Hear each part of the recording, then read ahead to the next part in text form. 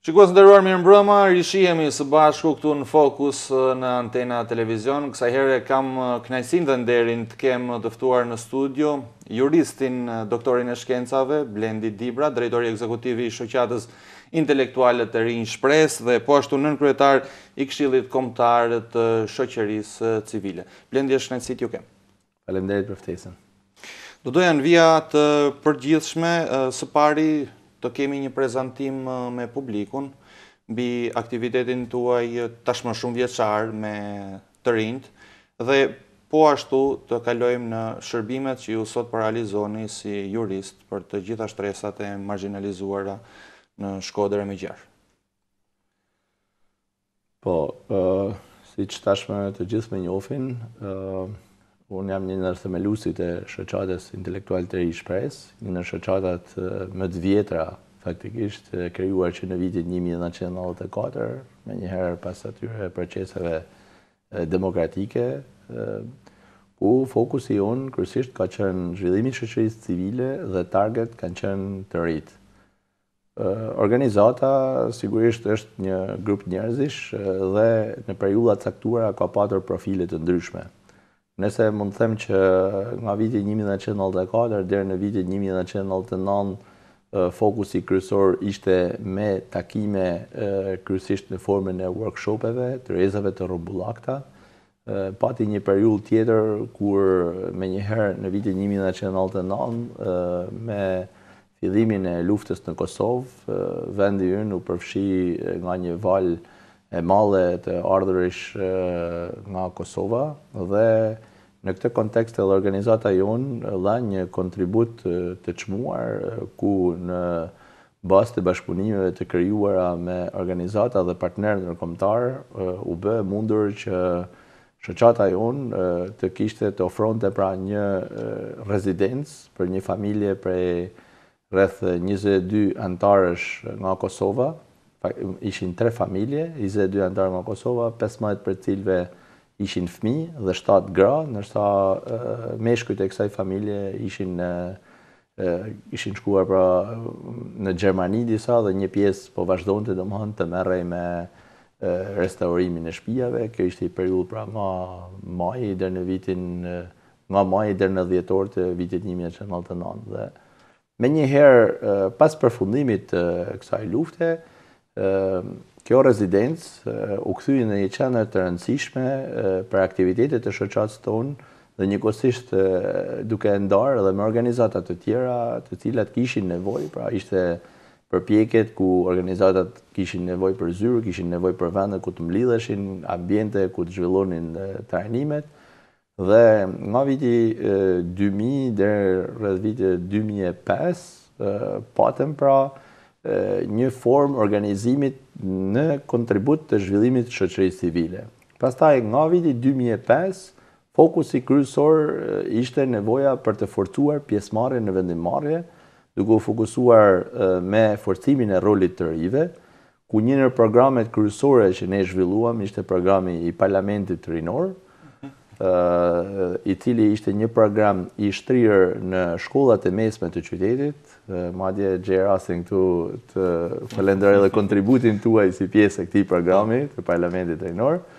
Dhe pastaj do të vim tek viti 2014 ku organizata filloi pra duke forcuar pak më tepër atë rolin në rritjen e transparencës dhe ndërgjegjshmërisë së organeve publike, ku filluam të ndërmarrim aksione të mirëfillta ligjore duke përdorur mekanizma ligjor në drejtim të rritjes së transparencës dhe përgjegjshmërisë. Ishte një periudhë që mund të them se sigurisht bashkë me shoqatën jemi rritur edhe ne, shoqata ka qenë personalisht them një shkolla më e madhe e jetës, ku sigurisht kemi mësuar, jemi reformuar, jemi adaptuar me situata të caktuara duke fituar eksperiencën e nevojshme.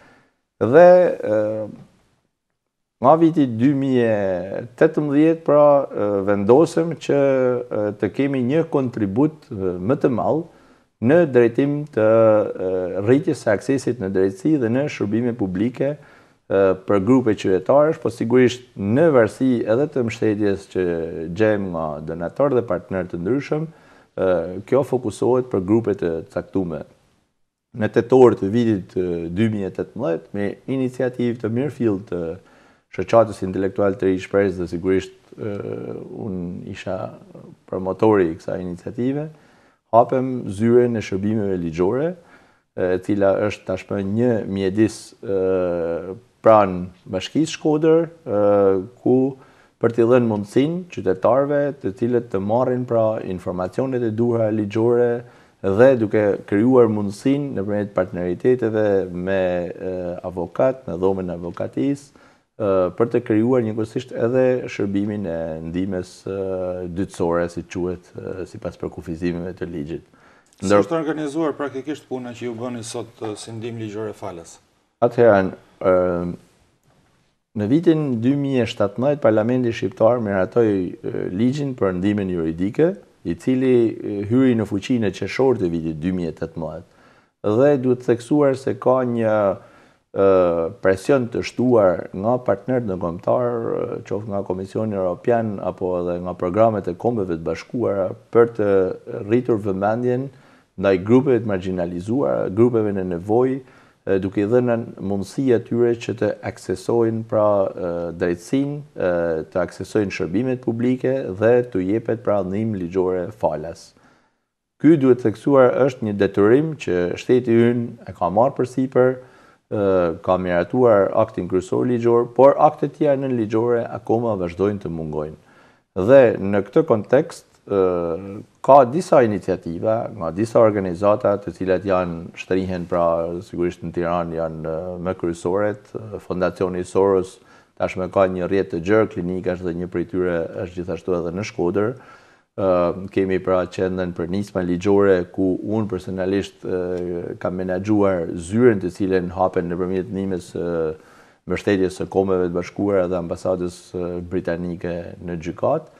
Dhe secili prej këtyre programeve sigurisht nuk mund të ofrojnë mbështetje për gjitha grupet. Pra krijojnë edhe filtrime për grupe të caktuara, pra konkretisht vëmendja më e madhe për zyren e cila u hap në gjykatën e rrethet gjyqësor Shkoder, ishte për viktimat e dhunës në familje, kryesisht ishte fokusi për ato gra të dhunuara, për fëmijët e mitër, të cilët nuk kanë mbështetjen e duhur. Dhe mund të përmend këtu se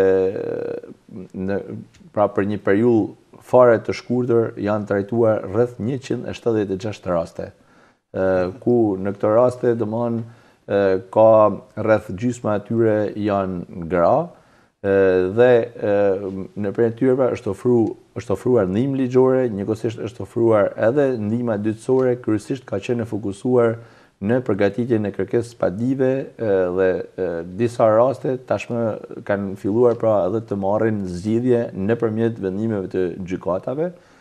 Është një punë e cila duhet theksuar është shumë e vështirë, askush nuk mund ta përballojë vetëm.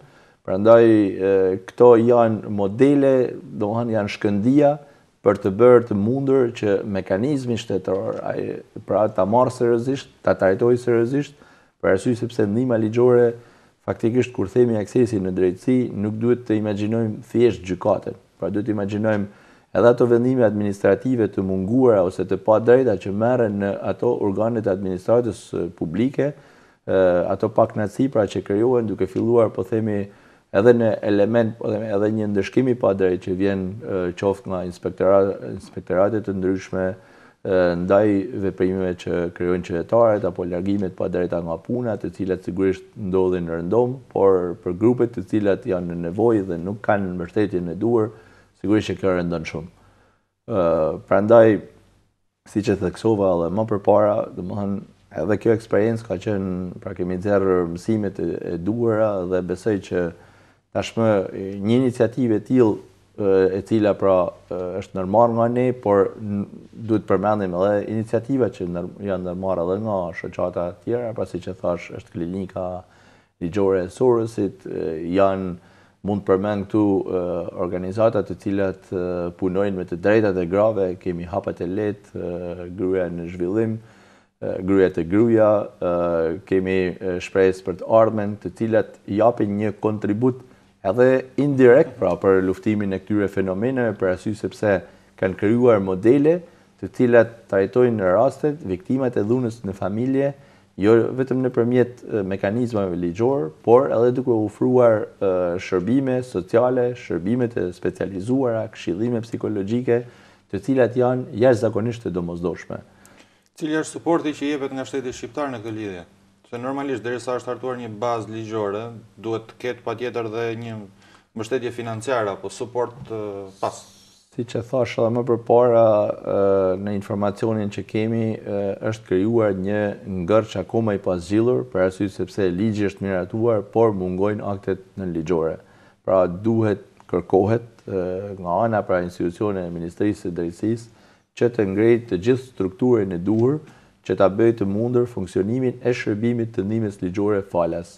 Duhet të dalin aktet nënligjore, udhëzimet përkatëse për të përcaktuar praktiken. Vërtet në zyrën tonë, pra në zyrën e shërbimeve ligjore, ne kemi qenë, them drejtën, kemi pranuar të gjithë qytetarët e cilët kanë patur nevojë për këshillim, por sigurisht që edhe shërbimi i ndihmës ligjore pra ka nevojë që të krijojë disa standarde të caktuara. Është e nevojshme që të targetohen mirë grupet, është e nevojshme që të krijohen njësi të specializuara për çështje të caktuara. Për arsye sepse një organizatë e vetme e ka të pamundur që të përballojë kërkesat që për hir të vërtetës sa vinë rriten, rastet janë shumë të komplikuara, nganjëherë ndërhyrja nuk është e mjaftueshme vetëm nëpërmjet mekanizmave ligjor, por duhet edhe ndihma psikologjike, duhet trajtimi psikologjik, trajtime sociale për këto grupe në nevojë, në mënyrë që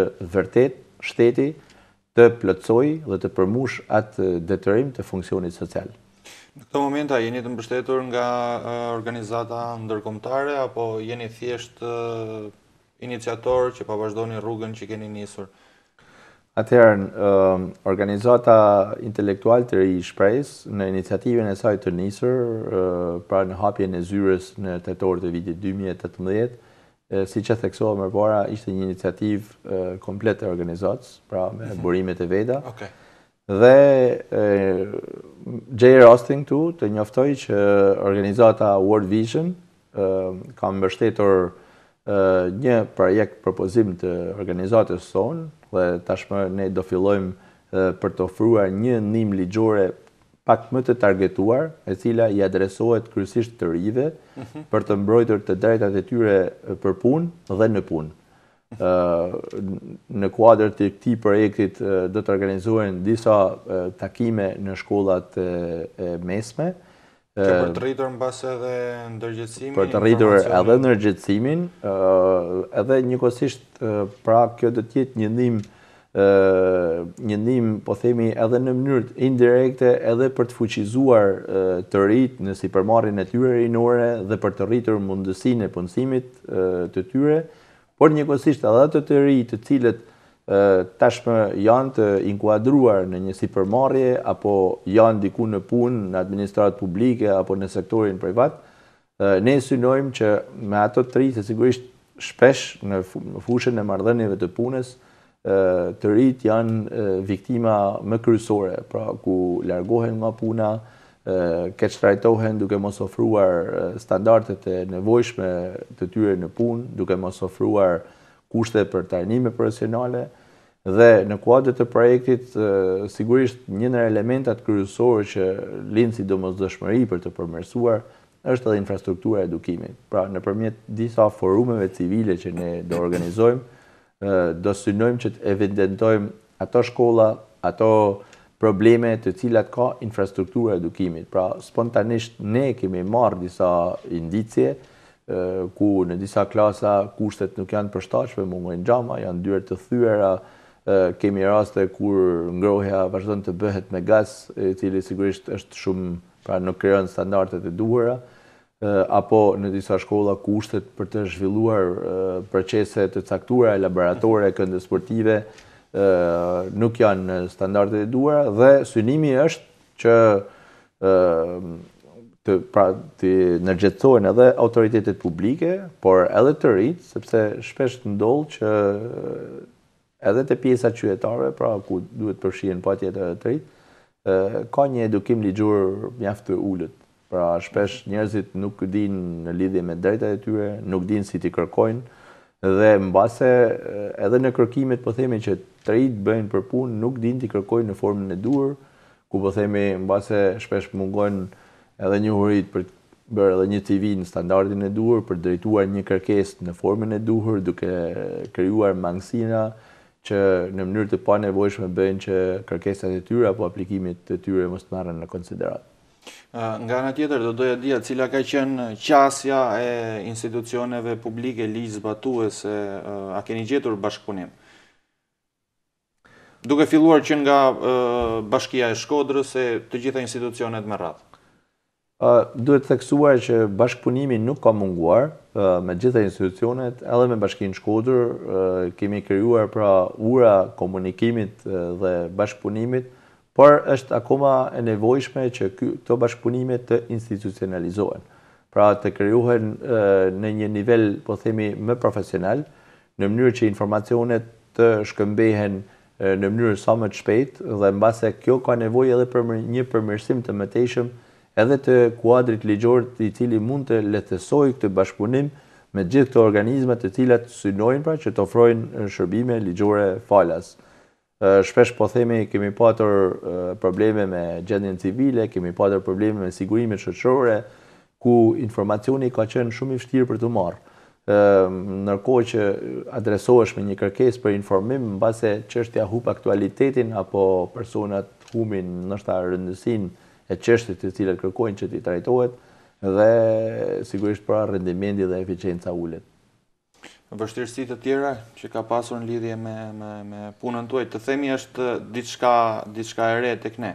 Po do doja të dija edhe diçka më shumë, duke qenë se jeni angazhuar në këtë drejtim, patjetër që besoj do të keni edhe informacion në lidhje me vendet fqinje si operojnë në të njëjtin drejtim të ndihmës ligjore falas.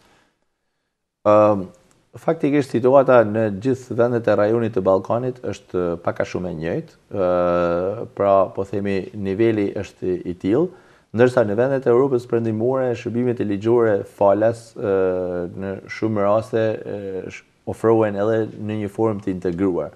Pra po themi pranë shërbimit social në bashki ofrohet edhe shërbimi ligjor falas. Për arsye sepse edhe ne gjatë punës tonë e konstatojmë që nuk mund të jetë thjesht një shërbim i veçuar. Pra shpesh është e nevojshme e ke shumë të domosdoshme që personat e cilët vinë dhe kërkojnë ndihmë duhet që të kenë bashkarisht edhe pra trajtimin social, trajtimin psikologjik, i cili ofrohet pra nga njësitë e specializuara. Dhe unë mendoj duke qenë në hapat e parë, sigurisht është e nevojshme pra që të rrjedzohemi më tepër, të integrohen shërbimet edhe në kuadër të shërbimeve të tjera. Besoj që është një fazë tranzitore, pra dhe shpresojmë që shërbimi pra do të vijë duke rritur standardet gradualisht. Për shembull në qytetin e Shkodrës po ofrohet shumë shpejt, me sa nuk e di nëse ka filluar funksionimi, po besoj se jo, shërbimet e Adisas, ku qytetarët do të marrin pra do të aplikojnë dhe do marrin përgjigjet e tyre në një sportel. Është shumë e domosdoshme që aty të ketë edhe një sportel të ndihmës ligjore, pra momenti i parë kur qytetari përballet me një kërkesë refuzimit, mospranimit ka një institucion, është e domosdoshme që të ketë pra edhe një zyrë. Pra prandaj them, këto shërbime duhet që të integrohen pranë institucioneve qendrore, siç mund të jenë po themi zyrat e hipotekave, siç mund të jenë në bashki shërbime të caktuara, në mënyrë që qytetarët ta marrin pra shërbimin ligjor në ato vende ku edhe pakënaqësia është më e madhe, pra ku mund shërbehet sa më mirë. Sepse shërbimi ligjor ka edhe një kuptim tjetër, pra që të jetë sa më i lehtësueshëm. Për shembull, kemi një organizatë në Tiranë që shërbimin ligjor e ofron edhe nëpërmjet komponentit mobile. Pra nëpërmjet një telefonit fiksohet një takim dhe eksperti ligjor shkon ku është shtëpia e qytetarit, duke presupozuar që këto grupe nuk kanë mundësi transportit, nuk kanë mundësi komunikimit, dhe për ta lehtësuar sa më tepër dhe për ta sjellë këtë shërbim sa më pranë, pra ka forma dhe mënyra të tjera. Dhe prandaj në këtë kontekst është e domosdoshme që organet shtetërore ta trajtojnë, pra qeveria ta trajtojnë me një prioritet në mënyrë pra që të ofrojë standarde dhe cilësi. Duke dashur të orientohem pikërisht në atë fushë ku ju keni punuar shumë vite me të rinjt dhe duke qenë se për shumë vite me radhë po ashtu keni dhënë mësim në institucione të rëndësishme, universitete të ndryshme të vendit apo edhe jashtë vendit. A keni lidhur ura bashkëpunimi me juristë të rinj? A ka një iniciativë të tillë që të jetë mbase edhe mbështetje nga njëra anë në lidhje me shërbimet që ofroni, po ashtu nga ana tjetër një lloj edhe praktike për juristin e ri? Shumë e drejtë si pyetje dhe duhet të thënë që ky është një komponent i cili duhet zhvillohet gjithnjë më mirë. Ne, për hir të vërtetës, në këtë periudhë kaq të shkurtër, kemi krijuar një lidhje me Fakultetin Juridik të Shkodrës, ku kemi organizuar disa trajnime për studentë të Fakultetit të Drejtësisë dhe krijuam edhe një skuadër pro bono, të cilët studentët sipas një grafikut vinin dhe ofronin kontributin e tyre. Mund të them që si fillim, ky lloj bashkëpunimit, pra me studentët, ka patur nevojë mbase një organizim pak më të mirë, sepse shpesh ka qenë ndoshta e pamundur edhe për kushtet të cilat kishim, për shembull në gjykatën e rrethit gjyqësor në Shkodër, zyra ishte një hapësinë jashtëzakonisht e vogël, gjithsej me 3 karriga dhe kur kishim edhe studentët shpesh ju qëllonte të ishin në kushte jo të përshtatshme për të asistuar dhe për të marrë pjesë pra në intervistat dhe këshillimet që ofroheshin me personat të cilët kishin nevojë. Por patjetër që shërbimi e ka të nevojshme komponentin e organizimit dhe siç e thash, edhe ky komponent ka nevojë që të trajtohet në mënyrë të mirëfillt, duke bërë të mundur një institucionalizim më të mirë me Fakultetin e Drejtësisë në Shkodër, në mënyrë që ndihma që studentët duhet japin, duhet jetë mbase edhe pjesë e kurrikulës programit të studimeve në universitet, duke u njohur mbase edhe si praktikë mësimore këtyre studentëve. Pra, nga ana tjetër, edhe vetë shteti, edhe për ato të sapo diplomuar, duhet që t'inkurajojë të rinjt të cilët po themi kanë praktika të tilla ose marrin pjesë në programe të tilla, duke e quajtur si një avantazh në punësimin e tyre të nesërm. Kjo besoj pra do të ishin disa element të cilët do ta nxisnin më tepër këtë bashkëpunim. Dhe besoj sigurisht jemi të ndërgjegjshëm që nuk kemi bërë më të mirën, por jemi në hapet e parë dhe pra në një kuptim po japim edhe mesazhin. Pra, kjo iniciative jona është edhe një lloj ndërgjegjësimit që një shërbim i tillë është e nevojshme që të trajtohet në mënyrë serioze. Vërtet themi është një shërbim falas, por duhet trajtohet me seriozitet dhe kërkon pra profesionalizëm ku ndaj mendimin që askush nuk mund ta bëjë vetëm. A jeni paragjykuar? Duke qenë se një moment paraqitet një person në një jurist me pagesë dhe një moment tjetër paraqitet te ju. A ju kanë qelluar raste në të cilat një shoqëri paragjykuese si e jona keni pasur tilla vështirësi? Është e vërtet, duhet pranuar edhe kjo.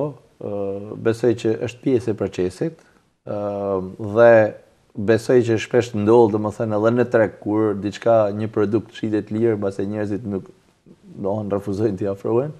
Dhe në rastin tonë ka patur shumë pyetje pse falas, pse duhet falas dhe mbase kjo prap është një indikator që ndërgjegjësimi duhet të jetë më i mirë pra për njerëzit, por sigurisht personat të cilët kanë nevojë dhe ato personat të cilët janë paraqitur tek ne, them drejtën, të ka pak edhe ana humane, vërtet është shumë e domosdoshme që të ndihmohen. Pra në fund të ditës ato kanë nevojë që problemi i tyre të zgjidhet. Dhe kjo nga ana tjetër përbën një vështirësi me vete, sepse jo gjithmonë këto shtresa në nevojë, problemi është i lidhur me ligjin. Pra shpesh ndodh që, siç e thash edhe më përpara, Këto kanë nevojë për mbështetje ekonomike, kanë nevojë për mbështetje sociale, kanë nevojë për një kuptim më të mirë, pra shpesh njerëzit kanë nevojë të dëgjohen, vinë pra njerëz të cilët janë në kushte kur janë të braktisur, banojnë vetëm, nuk kanë mundësi strehimit, kanë probleme ekonomike, nuk e përballojnë jetesën, dhe në këtë kontekst pra detyrohesh që të vuash bashkë me ta dhe nga njëherë të ndihesh edhe pa fuqishëm për t'i lënë atë zgjidhje të cilat ata kërkojnë. Prandaj e thash që nëse të gjithë aktorët të cilët kanë detyrimin e tyre për të përmbushur në fushat e caktuara arrin të koordinohen dhe të bashkohen, sigurisht këto grupe njerëzish, pra problemet e tyre do të gjejnë një zgjidhje shumë më shpejt dhe shërbimi do të marrë atë profil të merituar që i takon. Nga ana tjetër do doja të na ilustronit pa dhënë emra,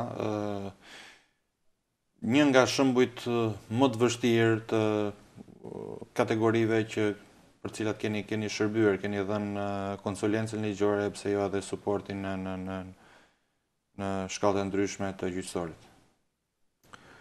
Shiko, rastet si që shpjegova dhe më përpara, gjithë secili prej rasteve ka atë problematikën e tij, ka profilin e tij, për shembull, kujtoj shpesh njerëzit edhe keq kuptohen, pra jo gjithmonë ka korrupsion, jo gjithmonë, pra nganjëherë njerëzit nuk janë të qartë në lidhje me praktikat.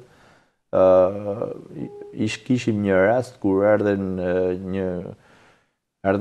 dy gra, njëra prej tyre ishte e verbër, ndërsa tjetra bashkëshorti i saj ishte i verbër dhe ishin shumë të irritume, shumë të acarume, për arsye sepse mendonin në lidhje me një çështje pranë, ndiheshin të abuzuara, ndiheshin të vjellura, mendonin që ka vepër penale, një rast shumë i rëndë, dhe duke parë, fillimisht nuk kishin paraqitur asnjë dokument, pra si mund të trajtosh një rast të tillë pa letrat, normalisht pra pjesa juridike kërkon të fokusohet në ato letra të cilat paraqiten dhe pastaj kalum, negocium nëpërmjet kërkesa me informim në organet e administratës publike, të cilat në këtë rast nuk po i citoj, dhe arritëm të marrim praktikën e plotë të problemit të pranësisë së tyre, ku rezultoi pra që praktika ishte e rregullt, nuk ishte asnjë lloj problemit dhe nganjëherë mbase njerëzit nuk janë të ndërgjegjshëm për veprimet të cilat ato kanë kryer. Dhe në rastet kur ato, domethënë, ndërgjegjësohen se çfarë kanë bërë, pastaj sigurisht duan të godasin diku, duan të shfryjnë. Dhe rastin në fjalë, pra, mund të them ishte një nga ato raste tipike ku njerëzit, pra, sot faktikisht është mira që të kenë një edukim ligjor shumë më të madh. Pra, secili duhet jetë në radhë parë juristi i vetes, për arsye sepse çdo person mallor i cili ka moshën e përgjegjësisë duhet jetë i përgjegjshëm për ato angazhime dhe detyrimet që merr përsipër. Jo në një moment caktuar të gjesh fajin diku tjetër apo mbase të shkapetesh në institucione dhe pastaj domon të krijosh në konkluzione të gabuara. Rasti në fjalë pra ishte një nga ato raste të cilat u zgjill në një formë. Pjesa tjetër që duhet theksuar, e cila për ne ka qenë, me të thënë drejtën, na ka ndihmuar jashtëzakonisht shumë, është, do të thoja domon mbase jashtë modestisë, një arritje organizatës tonë, ku përpara kësaj iniciative ne monitoruam transparencën në gjykatën rreth gjyqësor Shkoder dhe në gjykatën administrative Shkoder. Dhe nga raportet tona, pra kur fillum këtë mision, rezultoi që gjykata administrative nuk kishte website fare. Në gjykatën e rrethit gjyqësor Shkoder, gjithë proceset gjyqësore, datat nuk ishin të publikuara online. Edhe mas këtij misioni që ne bëm, duke sensibilizuar Ministrinë e Drejtësisë, Komisionerin për drejtën e informimit, sot kemi në faqet e këtyre dy gjykatave publikohen në mënyrë më të rregullt dhe në mënyrë më të mirë të gjitha datat e seancave gjyqësore, publikohen vendimet. Dhe çfarë ndodh? Shpesh njerëzit kur vinë gjatë këshillimeve, ne i gjejmë vendimet online. Pra ne dispozitivet e tyre publikohen tashmë online ose shpesh nganjëherë nuk dinë data gjyqesh, pra dhe ky informacion i dhënë atyre, po ka qenë një ndihmë jashtëzakonisht e madhe. Pra, në këtë kuptim, pra, mbase kjo ishte një ndër ato si që të drejtën vërtet që ndihemi krenar në këtë aspekt. Nga ana tjetër, cilat janë pritshmëritë tuaja për të ardhmen? Dhe a parashikoni që të ketë një ndikim, një impakt pozitiv edhe reforma që ka filluar tashmë të zbatohet, flasim për reformën drejtësi gjithmonë? Po, them drejtën, sigurisht një ndër objektivat që është edhe dëshira jeme, domethënë, që të arrim nëpërmjet këtij shërbimi është që padyshim duhet që të përmirësohen pra standardet e këtij shërbimi. Pra duhet të rritet më tepër cilësia dhe mbase është e nevojshme, pra e ndihmë nevojshme që të kemi pra më tepër burime njerëzore, më tepër kolegë që të na bashkangjiten, mbase siç e thamë edhe të rinj të sapo diplomuar, të cilët duhet fillojnë ta kuptojnë që domethënë edhe puna vullnetare nuk është kohë e humbur, por përkundazi, pra është një kohë e fituar ku ato rrisin kualitetin dhe cilësinë. Nga ana tjetër, reforma në drejtësi duhet të thënë që ka krijuar një turrullosje të komplet sistemit, ka krijuar domethënë një mosbesim dhe shpesh domethënë kemi shumë çështje apo raste të cilat po themi nuk marrin zgjidhje në gjykatën e lartë, e cila tashmë është komplet jashtë funksionit. Pra, sigurisht të gjithë themi kur të kryen reforma në drejtësi, po kur po kryen, kur po përfundon, sepse problemet janë të përditshme. Për ditë kërkohen zgjidhje, për ditë kërkohen pra që gjykatat të shprehen, dhe kjo reformë në drejtësi ashtu që ose ky tranzicion i kësaj reforme, të them drejtën, po godet dhe njëkohësisht po godet edhe këtë shërbim të sapo krijuar që është pra në hapat e parë. Duke dashur të shfrytëzoj rastin, cilat do të ishin pritshmëritë personale tuaja në lidhje me reformën drejtësi, spakun e të gjitha institucionet që krijohen në vazhdim. Një parashikim i përafërt, mbase edhe disa vjeçar duhet pranuar. Shiko, ajo se çfarë do të prisja personalisht është që të krijohet pra një mekanizëm funksional. Pra të krijohet një drejtësi dinamike duke respektuar afatet, duke respektuar pra të gjitha ato afate ligjore të cilat janë përcaktuar në mënyrë që njerëzit të marrin drejtësi. Një ndër elementat që personalisht kudo ku kam folur kam qenë shumë kritik ishte reforma e drejtësisë administrative. Reforma e drejtësisë administrative u nis me objektivin që të shërbehet më shpejt qytetarëve. Them drejtën, e ka dërguar në një katrahur të paparë sistemin ku gjykata administrative ku presupozohet që qytetarët të marrin në mënyrë shumë të shpejtë pra përgjigje në lidhje me ankimet e tyre, sot në pamundësi, pra edhe ka zvogluar aksesin e qytetarëve, duke qenë se tashmë ato janë në nivel qarkut, ishin në nivel rrethit gjyqësor, dhe njëkohësisht kemi vetëm një apel administrativ që është për gjithë Shqipërinë. Imagjino sa mund të përballojnë kërkesa. Imagjino, po themi për një kundërshtim tabelet, një kundërshtim gjop policit, humb qytetari interesin, një largim i padrejt një qytetar në një komunë, po themi të largut nga Bermoshi. Pra sa do të jetë i ngurajuar ai që të njeh rrugën e gjyqësorit. Por gjithmonë kur drejtësia nuk funksionon si duhet, sigurisht pastaj fillon vetgjytësia. Pra fillojnë problemet e caktuara dhe njerëzit hupin besimin tek sistemi dhe detyrimisht pastaj krijohen edhe elementet korruptiv. Pra shpesh njerëzit kanë edhe mentalitetin që mos shkojmë gjykata sepse do ngelemi aty. Pra dhe sigurisht janë më të gatshëm të njekun rrugë të shkurtra, të cilat pra krijojnë gjithë këto probleme të cilat ne jemi koshent. Shohim çdo ditë gjyqtar dhe prokuror që normalisht do i kalohen sitës së vettingut. Në anën tjetër, a përmbushen do të numrat e nevojshëm me staf të nevojshëm, juristësh për institucione që dita ditës po zbrazen? Numrat përmbushen për arsye sepse detyrimisht kemi një shkollë magjistraturet dhe ajo në bazë të kërkesave dhe nevojave pra bëhet një lloj planifikimit, por problemi është sa është eksperjenca e duhur. Pra, çfarë eksperiencet kanë këto që do të zëvendësojnë. Dhe sigurisht domthon kjo krijon handikapet e veta. Ngërçet e krijuara pasi që thash në gjykatë lartë apo edhe në gjykatë kushtetuese. Mos të harrojmë se gjykata kushtetuese është një institucionet kryesore e cilat pra njëkohësisht nëse ne kemi pretendime për shkelje drejtat njeriut nëpërmjet një akti ligjor apo akti nënligjor, ti ke një institucion të mangët. Pra ti je i mangët në garantimin atyre të drejtave të cilat ne kërkojmë që na garantohen një lloj si po themi qytetarët e Bashkimit Evropian. Këto probleme, pra sigurisht që unë mendoj ato strategët apo ideatorët e reformës në drejtësi besoj që nuk i kanë menduar në mënyrën e duhur. Megjithatë jemi përballë një fakti, ky proces nuk kthehet me mbrapa. Jemi përballë faktit që procesi ka filluar. Ajo që do të thoshe unë, shpresojmë që të mbyllet sa më shpejt dhe të fillojë funksionimi. Pra akoma nuk kemi shumë organe të parashikuara në kuadrin ligjor, të cilët mungon për shembull sistemi i hetimit të gjyqtarëve për probleme, pra problemet vazhdojnë menjëherë.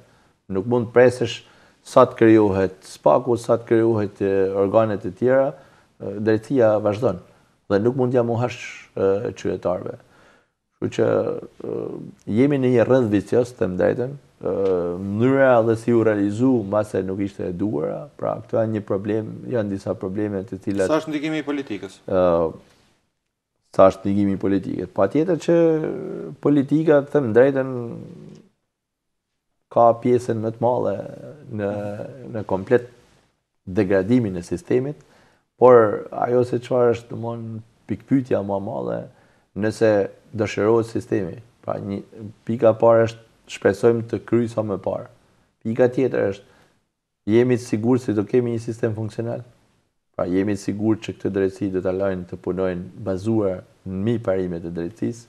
Ka disa pikpyetje të mëdha sepse unë kam thënë atë tjetrën që përse u bë reforma në drejtësi. Nuk na u shpjegua përse nuk funksionoi ai sistem drejtësie që ishte. Pra ne kishim organet e sistemit drejtësisë, kishim një këshill të lartë, pse nuk funksionoi? Kemi pasur raste kur ato kanë marrë masa dhe gjyqtarët përsëri janë rikthyer. Kemi pasur raste kur dënimet e gjyqtarëve janë bllokuar. Pra nëse ai sistem që gjithë po themi e kemi para gjykimin por edhe faktet ishte politika që futi durt, mbas reforma e drejtësi është dashur të orientohej më tepër drejt qytetarit. Përsëri reforma e drejtësisë u bë nga lart. Pra normalisht në vendet demokratike lëvizja është nga poshtë lart. Në këtë rast u bë nga lart, është bërë me bekimin e ndërkombëtarëve, por duam rezultate. Pra të gjithë jemi të etur për drejtësinë e duhur. Të gjithë flasin për drejtësinë, po kur vjen puna tek eficienca, kur vjen puna tek rezultatet, të gjithë ngelin dhe bim pastaj në demagogji, në fjalë nga më të ndryshme, në fjalë të bukura, të cilat të gjithë njerëzit pra janë të dëshpëruar dhe mbase nuk kanë besim as tek drejtësia e re. Unë të falenderoj që ishe pjesë e këtij formati televiziv. Uroj që të kem së shpejti sërish në studio. Falenderoj Ardit dhe juve. Suksese. Shikues nderuar, ishte gjithçka e përgatitur edhe këtë puntat në Fokus. Miru ta kofshim në puntat e ardhshme.